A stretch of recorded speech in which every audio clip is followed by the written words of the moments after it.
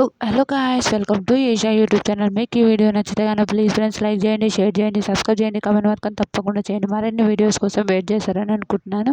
మాధురి కళ్యాణ్ మొన్న ఫుడ్ విషయంలో నువ్వు ఇలా మాట్లాడితే నేను ఇంకోలా మాట్లాడవలసి వస్తుంది అని మాధురిలా ఎవరు తప్పని సార్ సుమన్ అడుగుతారు. సార్ అంటే మాధురి గారి తప్పు అని చెప్తారు. మాధురి గారి తప్పు అని చెప్తే తప్పని చెప్తుంది.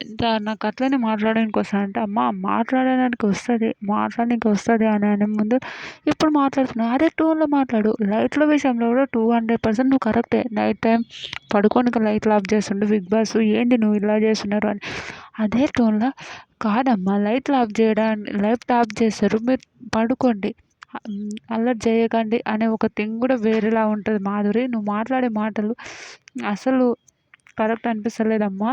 టోన్ మార్చంటే, సార్ నాకు ఇలానే వస్తుంది, ఇప్పుడు మాట్లాడుతున్నావు కదా సార్ అంటే, అది మీతోనే వస్తుంది సార్, వేరే వాళ్ళతో రాదంటే నేర్చుకోవాలమ్మా. అది 100% మనం నేర్చుకుంటేనే కదా మనని వేరే వాళ్ళ నేను లోపల ఇంకా పొటెన్షియల్ చూస్తున్నామ్మా, నువ్వు ఇంకా మంచిగా గేమ్ ఆడాలని అనుకుంటున్నావు, నువ్వు ఇలా ఎందుకు గొడవలు పెట్టుకుంటున్నావు అని అంటారు. తర్వాత సాయికి ఇస్తారు కదా సేవింగ్ టాస్క్. ఒకరోజు ఏమైందంటే అంటే భరణి గారు, దివ్య ఇద్దరు ఏమంటారు, అది ఇది ఇవ్వడం కరెక్ట్ కాదని అంటారు. ఇవ్వడం కరెక్ట్ కాదంటే ఆడియన్స్ మటుకు కరెక్ట్ అని చెప్తారు.